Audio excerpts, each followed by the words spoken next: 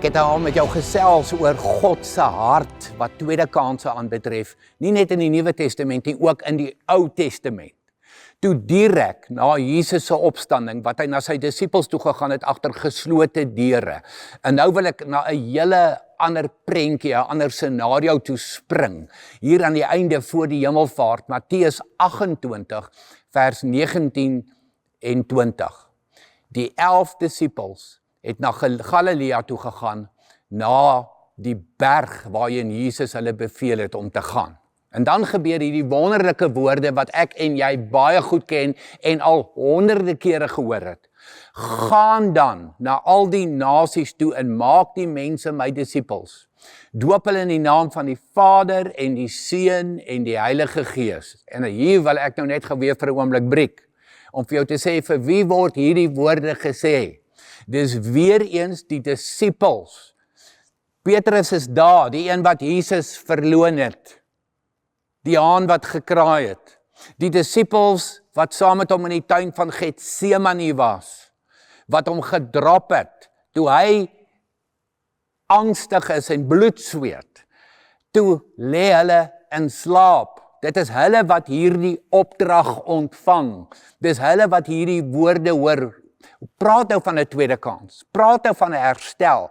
Praat nou van vertroue wat Jesus in hierdie manne stel ten spyte van hulle foute.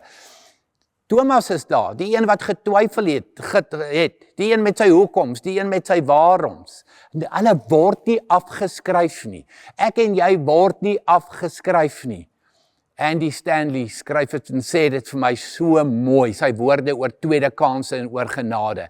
Dis unmerited, dis unearned en dis undeserved. Dink oor hierdie drie woorde, wat min of meer al drie presies dieselfde beteken.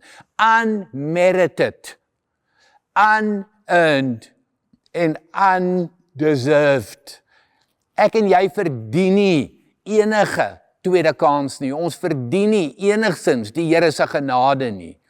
En dan kom Andy en hy skryf die volgende: Grace is often an early casualty in the world of organized religion.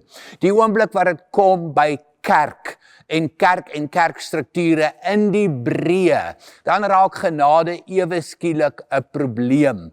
Mense dink hulle moet perfek wees, hulle moet eers alles reg doen voordat hulle welkom is. Dis nie waar nie. Jesus gee sy groot opdrag aan onvolmaakte disippels, ook vir jou en ook vir my in ons onvolmaaktheid. En nou het ek en jy die belangrike opdrag.